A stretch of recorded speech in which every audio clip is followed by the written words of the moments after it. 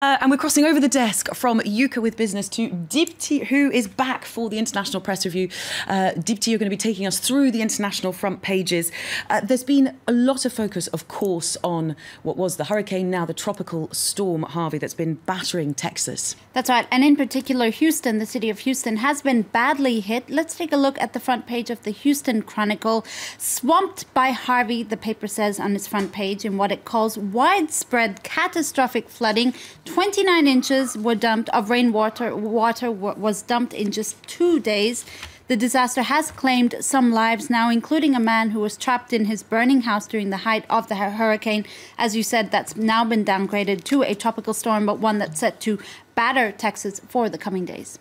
And there's been a lot of criticism in the press over the way that this storm has been handled by the authorities, of course, particularly with the memories of Hurricane Katrina from 2005 in mind. That's right. Hurricane Katrina still has, people still have very vivid memories of that natural disaster. And there's controversy with the handling of Harvey, notably because there were opposing directives given to residents in Houston.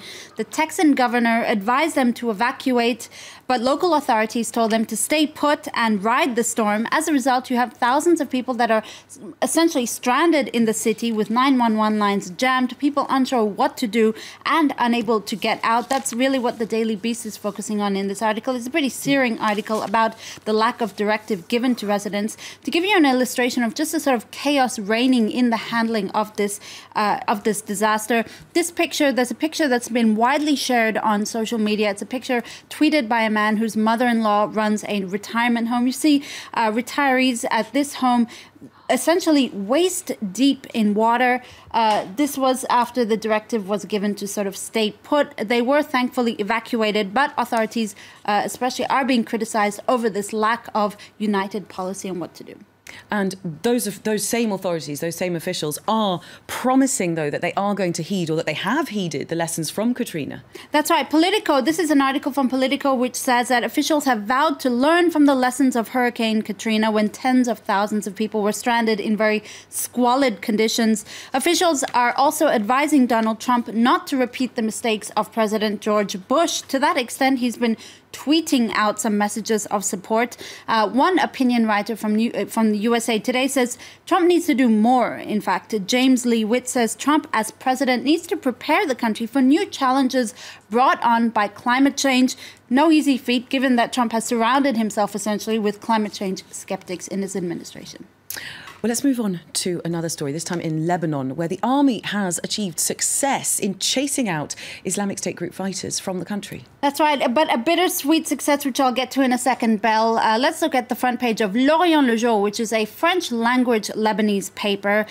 On their front page, you see here, it says, "Victory at daybreak, grief at dawn." That's what this paper is saying, while the Daily Star, another Lebanese paper, calls it a bittersweet success because the army is indeed poised to expel Islamic State group members from the country, but it came at a huge cost as the fate of 8 missing Lebanese soldiers was revealed. Sadly, they've been killed, and in an editorial, the Daily Star has penned a very adoring editorial in memory of these soldiers, saying that Lebanon should stand in awe at these martyrs and take pride in knowing that our army and security forces have been nothing but generous in sacrificing their lives for the country and for the country's security. A tribute there. Well, we're going to move on to India now, where there's a security crackdown that we've been talking about in 2 states over that sentencing of a self-styled guru who's been found guilty of rape on 2 counts. Well, the country is under high tensions today, Belle, as that guru is set to be sentenced. We all were quite shocked by those images coming out of India last week when the verdict came down, and fierce riots were set off involving security forces in India and followers of Gurmeet Ram Rahim Singh, that self-styled guru man. Well, now as he's sentenced today, the Hindustan Times reports that the state of Haryana, which is the state of Delhi, the capital, New Delhi, the capital, and Punjab have ordered schools and colleges to be shut. Mobile phone network coverage will also be cut, and there'll be a 5-tier cordon around the jail where the sentence is due to come out. What's extraordinary is that Indian police have essentially been given shoot-to-kill orders for, I quote, miscreants trying to spread violence. Now, in a searing editorial, an Indian paper, The Hindu, writes that they basically condemn the ineptness of the state, saying that they allowed tens of thousands of followers to turn up for this verdict. In relying on the good sense of these angry worshippers, authorities abdicated their responsibility to maintain law and order.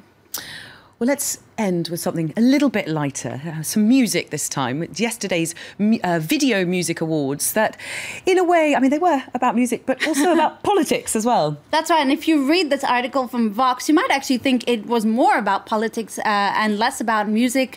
Vox says, yeah, sure, there were a bunch of music awards and musicians, but it was a mostly boring show. The big draw card was politics this year. Vox says it was an extremely, I quote, woke ceremony. The organizers brought back an iconic category, Best Video with a Social Message. They also nixed Best Male and Female Artist of the Year to create a gender-neutral Best Artist of the Year. Good on them there. There were also messages of suicide prevention after the high-profile deaths of rockers Chris Cornell and Chester Bennington earlier this year. A few highlights. Heather Heyer's mother stood with a relative of a Confederate general to condemn racism, and 6 transgender military members got to walk the red carpet. I've got one question. For those of us not down with the kids, what is woke? Woke means, I believe it means socially aware. Okay. But don't quote me on that. Even in the music, kids are saying. You cannot escape from politics, even when we're talking about music. Dipti with the International Press Review. Thank you for that. And coming up after the break, I'll be speaking to Professor Nikolaidis from the University of Oxford as the UK delegation is in Brussels for that 3rd round of Brexit talks. Can these negotiations make headway where previous have failed? We'll be talking about that.